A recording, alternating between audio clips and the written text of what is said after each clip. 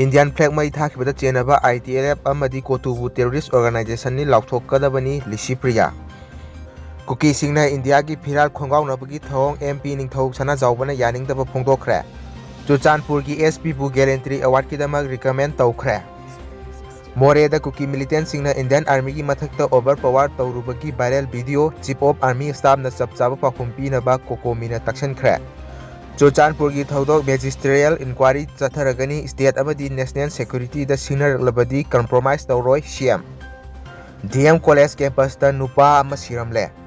पाउ सुगाइना पाथोकजरके इंडियन फ्लैग मई थाखिबदा चेनबा ITLF अमदी कोतुबु टेररिस्ट ऑर्गेनाइजेशन नि लाउथोकदबनी लिसिप्रिया चुरचानपुर DC की बिल्डिंग अमसुंग पुलिस स्टेशन मईना तुमना थादोखिबा भारत की मचु अहुम की फिरालबु मई थादोखिबा असिदा चेनबा कुकी सिंगी बॉडी ने हाइजरिबा indigenous tribal leader forum ITLF अमदी कमिटी ऑन ट्राइबल यूनिटी कोतुबु टेररिस्ट ऑर्गेनाइजेशन अमनी हाइना लाउथोकदबनी हाइना मालेम की सकनारबी क्लाइमेट एंड एनवायरनमेंट की एक्टिविस्ट लिसिप्रिया कंगुजमना यूनियन होम मिनिस्टर अमित शाहदा मेमोरेंडम पिसिनखिबदा वाफम असी फोंदोखरे मेमोरेंडम अदुदा पल्लिबा वाफम सिंगदी DC ओरिबा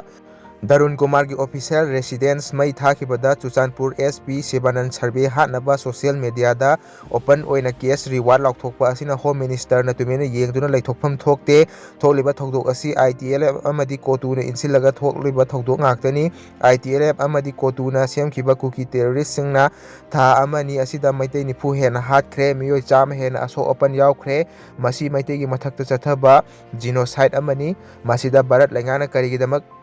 येंगदुना लैरिबनो हाइबा वाफम क्या मेमोरेंडम अदुदा पल्ले लिसिप्रिया कांगुजमना मेमोरेंडम पिसिलुरबा मतुंग पाउमिसिंगदा फोंदोखिबदा मणिपुरदा थमलिबा असम राइफल्स की महूत अतै सेंट्रल फोर्सना सिंदोकपियु ITLF अमदी कोतुगी ममिंगदा इंडिजिनस ट्राइबल ने हाइबा वाहै असि नमथाकनी मसी मणिपुर की अपुनबा इंडिजिनस ट्राइबल नते मसिदा नेशनल मीडिया अमदी लैंगाकना ट्राइबल बॉडी अमा ओइना लौरिबसी अरानबनी हाइखे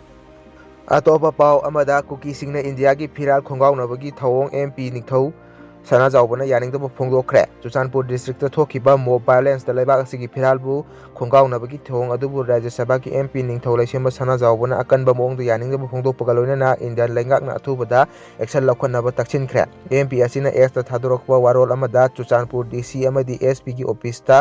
पाइहंदुना लैरिबा लेबाक असिगी फिरालबु सिंथदुना मई थादोकपा हाइबा असि लेबाक असिबु इकाई खोमनदबनी थौंग असिबु लेबाक असिगी नेशनल सिक्योरिटी द सिग्नबनी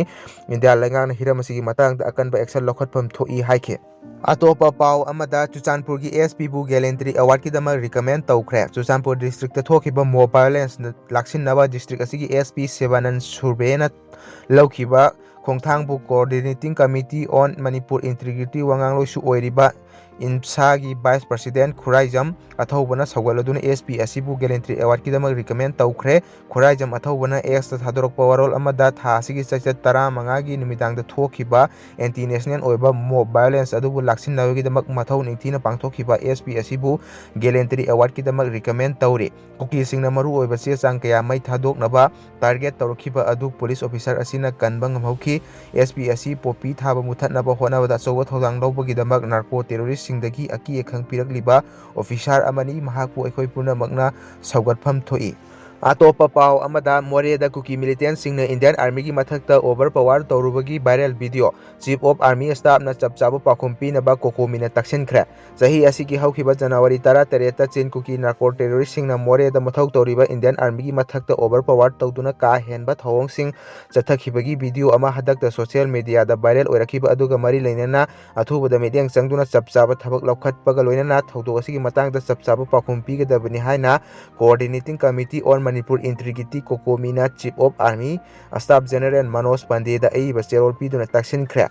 कोकोमी की कोऑर्डिनेटर सोमरेंद्र थोकचोमना खुदेक पीदुना थाजिनखिबा चेरोल अदुदा पल्लिबदी चिन कुकी नार्को टेररिस्ट सिंगना मोरे बॉर्डर टाउन एरिया दा इंडियन आर्मी की मथक्ता ओवर पावर तौदुना का हेनबा थौंग सिंग चथखिबगी थौदोका मरी लेनना हदक्ता वायरल ओइरखिबा वीडियो दुगी मतांगदा अकनबा मियंग चंगबीदुना लैरिबा सिचुएशन असि लाक्सिनदुना अथुबा मतमदा चपचाब एक्शन लौखटलु इंडियन आर्मी की पुवारीदा असिगुंबा नुंगमई रॉकेट लॉन्चर अमदी अतै खुलाइसिंग सिजनदुना मथौना फरबा लानमीसिंगदा फोंगना सिंगनबा अकी अखंग पीबगी थौदोक असि ममांग थक्ता अमुक फावबा थोखिद्रि हाइरे चरोल असिना मखा तारदुना थौदोक अदुना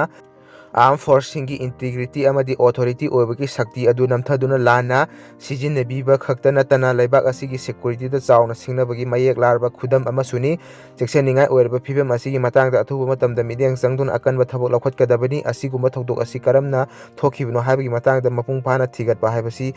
ꯌꯥꯝꯅꯃꯛ ꯇꯉꯥꯏꯐꯗꯦ ꯍꯥꯏꯅ ꯆꯦꯔꯣꯜ ꯑꯗꯨꯗ ꯄꯜꯂꯤ꯫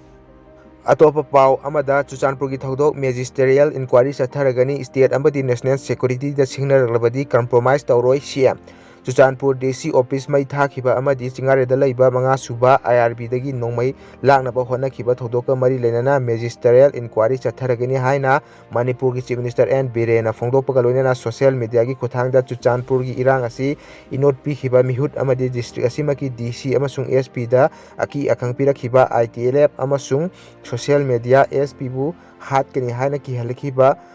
ꯕꯝꯕꯝ ꯍꯥꯎꯖꯦꯜ ꯍꯥꯏꯕ ꯃꯤꯑꯣꯏ ꯑꯃꯒꯤ ꯃꯊꯛꯇ ꯑꯦꯐ.ꯑꯥꯏ.ꯑꯥꯔ ꯂꯧꯈꯠꯂꯦ ꯍꯥꯏꯅ ꯂꯥꯎꯊꯣꯛꯈ꯭ꯔꯦ꯫ ꯉꯁꯤ ꯅꯨꯃꯤꯗꯥꯡ ꯁꯤ.ꯑꯦꯝ ꯁꯦꯀ꯭ꯔꯦꯇꯔꯤꯌꯦꯠꯇ ꯄꯥꯎꯃꯤꯁꯤꯡꯒ ꯎꯅꯕ ꯑꯃꯗ ꯁꯤ.ꯑꯦꯝꯅ ꯍꯥꯏ ꯆꯨꯔꯆꯥꯟꯄꯨꯔꯒꯤ ꯑꯦꯁ.ꯄꯤꯅ ꯀꯥꯡꯂꯣꯟꯒꯤ ꯋꯥꯡꯃꯗ ꯊꯕꯛ ꯇꯧꯔꯝꯕ ꯄꯨꯂꯤꯁ ꯀꯟꯁꯇꯦꯕꯜ ꯑꯃ ꯁꯁꯄꯦꯟ ꯇꯧꯔꯨꯏ ꯍꯥꯏꯕꯒꯤꯗꯃꯛ ꯗꯤ.ꯁꯤ ꯑꯣꯐꯤꯁ ꯃꯩ ꯊꯥꯕ ꯑꯃꯗꯤ ꯂꯩꯕꯥꯛ ꯑꯁꯤꯒꯤ ꯃꯆꯨ ꯑꯍꯨꯝꯒꯤ ꯐꯤꯔꯥꯜ ꯆꯤꯡꯊꯈꯤꯕ ꯂꯥꯏꯕꯛ ꯊꯤꯕꯅꯤ꯫ ꯑꯦꯁ.ꯄꯤꯒ ꯅꯨꯡꯉꯥꯏꯅꯗꯕꯅꯤ ꯍꯥꯏꯔꯒ ꯗꯤ.ꯁꯤ ꯑꯣꯐꯤꯁ ꯑꯃꯗꯤ ꯗꯤ.ꯁꯤ ꯕꯪꯒ꯭ꯂꯣ ꯃꯩ ꯊꯥꯈꯤꯕ ꯑꯗꯨꯃꯛꯅ ꯊꯧꯑꯣꯡ ꯑꯗꯨꯒꯤ ꯃꯔꯨꯝꯗ ꯑꯔꯣꯟꯕ ꯈꯔ ꯂꯩꯔꯕ꯭ꯔꯥ ꯍꯥꯏꯕꯒꯤ ꯆꯤꯡꯅꯕ ꯂꯩꯕꯗꯒꯤ ꯃꯦꯖꯤꯁꯇꯔꯤꯌꯦꯜ ꯏꯟꯀ꯭ꯋꯥꯔꯤ ꯆꯠꯊꯅꯕ ꯐꯤꯔꯦꯞ ꯂꯧꯕꯅꯤ꯫ ꯃꯊꯧꯃꯛ ꯈꯪꯅ ꯊꯕꯛ ꯇꯧꯔꯤꯕ ꯆꯨꯔꯆꯥꯟꯄꯨꯔꯒꯤ ꯑꯦꯁ.ꯄꯤ ꯑꯃꯗꯤ ꯗꯤ.ꯁꯤꯕꯨ ꯄꯨꯡ 24ꯒꯤ ꯃꯅꯨꯡꯗ ꯗꯤꯁꯇ꯭ꯔꯤꯛ ꯑꯁꯤ ꯊꯥꯗꯣꯛꯇꯨꯅ ꯆꯠꯈꯤꯒꯗꯕꯅꯤ ꯍꯥꯏꯅ ꯑꯥꯏ.ꯇꯤ.ꯑꯦꯜ.ꯑꯦꯐꯅ ꯆꯦꯔꯣꯜ ꯊꯥꯗꯣꯔꯛꯄ ꯑꯁꯤꯃꯛ ꯂꯥꯏꯕꯛ ꯊꯤꯕꯅꯤ꯫ ꯂꯣ ꯂꯩꯇꯕ ꯂꯝꯗꯝ ꯑꯃꯒꯨꯝꯅ ꯑꯥꯏ.ꯇꯤ.ꯑꯦꯜ.ꯑꯦꯐꯅ ꯆꯠꯊꯔꯛꯂꯤꯕ ꯊꯧꯑꯣꯡ ꯑꯁꯤꯗ ꯂꯩꯉꯥꯛꯅ ꯀꯨꯏꯅ ꯌꯦꯡꯗꯨꯅ ꯂꯩꯔꯣꯏ꯫ ꯑꯦꯁ.ꯄꯤ ꯑꯃꯗꯤ ꯗꯤ.ꯁꯤ ꯑꯁꯤꯒꯤꯗꯃꯛ ꯂꯩꯉꯥꯛꯅ ꯂꯦꯞꯂꯤ꯫ ꯃꯤꯆꯝ ꯃꯤꯌꯥꯝ ꯑꯁꯣꯛ-ꯑꯄꯟ ꯅꯪꯒꯅꯤ ꯍꯥꯏꯗꯨꯅ ꯂꯩꯉꯥꯛ ꯑꯁꯤꯅ ꯐꯥꯊꯗꯨꯅ ꯂꯥꯛꯄꯅꯤ꯫ ꯑꯗꯨꯃꯛꯄꯨ ꯁ꯭ꯇꯦꯠ ꯁꯦꯀ꯭ꯌꯨꯔꯤꯇꯤ ꯑꯃꯗꯤ ꯅꯦꯁꯅꯦꯜ ꯁꯦꯀ꯭ꯌꯨꯔꯤꯇꯤꯗ ꯁꯤꯡꯅꯔꯛꯂꯕꯗꯤ ꯀꯝꯄ꯭ꯔꯣꯃꯥꯏꯖ ꯇꯧꯔꯣꯏ꯫ ꯃꯍꯥꯛꯅ ꯍꯥꯏ ꯃꯅꯤꯄꯨꯔ ꯂꯩꯉꯥꯛꯀꯤ ꯃꯥꯏꯀꯩꯗꯒꯤ ꯕꯐꯔ ꯖꯣꯟ ꯊꯝꯈꯤꯕ ꯂꯩꯇꯦ꯫ ꯁ꯭ꯇꯦꯠ ꯑꯁꯤꯒꯤ ꯃꯐꯝ ꯑꯃ ꯍꯦꯛꯇꯗ ꯁꯦꯀ꯭ꯌꯨꯔꯤꯇꯤ ꯐꯣꯔꯁꯁꯤꯡꯅ ꯊꯤꯕ ꯍꯨꯝꯕ ꯆꯠꯊꯕ ꯌꯥꯏ꯫ ꯏꯔꯥꯡ ꯊꯣꯛꯄ ꯂꯩꯕꯥꯛ ꯑꯃꯒ ꯑꯃꯒꯤ ꯃꯔꯛꯇ ꯁꯤꯖꯤꯟꯅꯒꯗꯕ ꯕꯐꯔ ꯖꯣꯟꯒꯤ ꯋꯥꯐꯝ ꯃꯤꯑꯣꯏ ꯈꯔ ꯑꯃꯗꯤ ꯁꯦꯀ꯭ꯌꯨꯔꯤꯇꯤ ꯐꯣꯔꯁ ꯈꯔꯅ ꯁ꯭ꯇꯦꯠ ꯑꯁꯤꯗ ꯁꯤꯖꯤꯟꯅꯔꯛꯄ ꯑꯁꯤꯃꯛ ꯑꯆꯨꯝꯕ ꯅꯠꯇꯦ꯫ ꯏꯔꯥꯡ ꯂꯩꯕ ꯃꯐꯝꯁꯤꯡꯗ ꯁꯦꯟꯁꯤꯇꯤꯚ ꯖꯣꯟ ꯍꯥꯏꯕꯗꯤ ꯌꯥꯏ꯫ ꯁꯨꯒꯨꯅꯨ ꯃꯥꯏꯀꯩꯗ ꯕꯣꯝ ꯌꯥꯎꯅ ꯑꯐꯕ ꯃꯈꯜꯒꯤ ꯈꯨꯠꯂꯥꯏ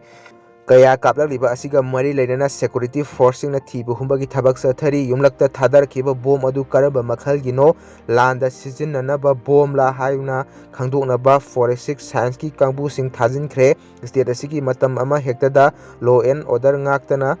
ꯊꯥꯗꯣꯛꯂꯒ ꯊꯝꯂꯣꯏ꯫ ꯀꯥꯡꯂꯣꯟꯒꯤ ꯋꯥꯡꯃꯗ ꯆꯠꯊꯔꯛꯂꯤꯕ ꯆꯤꯡ ꯑꯃꯗꯤ ꯇꯝꯄꯥꯛ ꯑꯅꯤꯃꯛꯇ ꯂꯧꯈꯠꯐꯝ ꯊꯣꯛꯄ ꯊꯕꯛ ꯂꯧꯈꯠꯀꯅꯤ꯫ ꯊꯣꯛꯂꯤꯕ ꯏꯔꯥꯡ ꯑꯁꯤꯒꯤ ꯈꯨꯗꯣꯡꯆꯥꯕ ꯂꯧꯗꯨꯅ ꯃꯈꯜ ꯀꯌꯥꯒꯤ ꯂꯨꯞ ꯊꯣꯔꯛꯇꯨꯅ ꯃꯤꯌꯥꯝꯗ ꯃꯤꯄꯥꯏꯕ ꯄꯤꯕꯒꯤ ꯊꯧꯑꯣꯡ ꯆꯠꯊꯔꯛꯂꯤꯕ ꯑꯁꯤ ꯂꯦꯞꯄꯨ꯫ ꯃꯤꯌꯥꯝꯗꯒꯤ ꯁꯦꯜ ꯃꯨꯜꯂꯒ ꯑꯃꯗꯤ ꯅꯝꯐꯨ-ꯁꯥꯐꯨꯗ ꯂꯧꯒꯅꯤ ꯍꯥꯏꯕꯒꯤ ꯋꯥꯈꯜꯂꯣꯟ ꯊꯣꯔꯛꯂꯒꯗꯤ ꯁꯤ.ꯑꯦꯝꯅ ꯊꯝꯈꯤꯕ ꯃꯆꯪ ꯑꯣꯏꯕ ꯄꯣꯏꯟꯠꯁꯤꯡ ꯑꯗꯨꯗꯤ ꯑꯥꯏ.ꯇꯤ.ꯑꯦꯜ.ꯑꯦꯐ ꯑꯃꯗꯤ ꯑꯦꯁ.ꯄꯤ ꯍꯥꯠꯀꯅꯤ ꯀꯤꯍꯜꯂꯛꯈꯤꯕ ꯃꯤꯑꯣꯏ ꯑꯃꯒꯤ ꯃꯊꯛꯇ ꯑꯦꯐ.ꯑꯥꯏ.ꯑꯥꯔ ꯂꯧꯈꯠꯂꯦ꯫ ꯃꯤꯆꯝ ꯃꯤꯌꯥꯝ ꯑꯁꯣꯛ-ꯑꯄꯟ ꯅꯪꯒꯅꯤ ꯍꯥꯏꯗꯨꯅ ꯂꯩꯉꯥꯛ ꯑꯁꯤꯅ ꯐꯥꯊꯗꯨꯅ ꯂꯥꯛꯄꯅꯤ꯫ ꯃꯅꯤꯄꯨꯔ ꯂꯩꯉꯥꯛꯀꯤ ꯃꯥꯏꯀꯩꯗꯒꯤ ꯕꯐꯔ ꯖꯣꯟ ꯊꯝꯈꯤꯕ ꯂꯩꯇꯦ꯫ ꯁ꯭ꯇꯦꯠ ꯑꯁꯤꯒꯤ ꯃꯐꯝ ꯑꯃ ꯍꯦꯛꯇꯗ ꯁꯦꯀ꯭ꯌꯨꯔꯤꯇꯤ ꯐꯣꯔꯁꯁꯤꯡꯅ ꯊꯤꯕ ꯍꯨꯝꯕꯒꯤ ꯊꯕꯛ ꯆꯠꯊꯕ ꯌꯥꯏ꯫ ꯂꯨꯞ ꯀꯌꯥ ꯊꯣꯔꯛꯇꯨꯅ ꯑꯦꯟꯇꯤ ꯅꯦꯁꯅꯦꯜ ꯑꯣꯏꯕ ꯊꯕꯛ ꯊꯧꯔꯝ ꯀꯌꯥ ꯆꯠꯊꯔꯛꯂꯤꯕ ꯑꯁꯤ ꯈꯨꯗꯛꯇ ꯂꯦꯞꯄꯨ ꯍꯥꯏꯕꯅꯆꯤꯡꯕ ꯑꯁꯤꯅꯤ꯫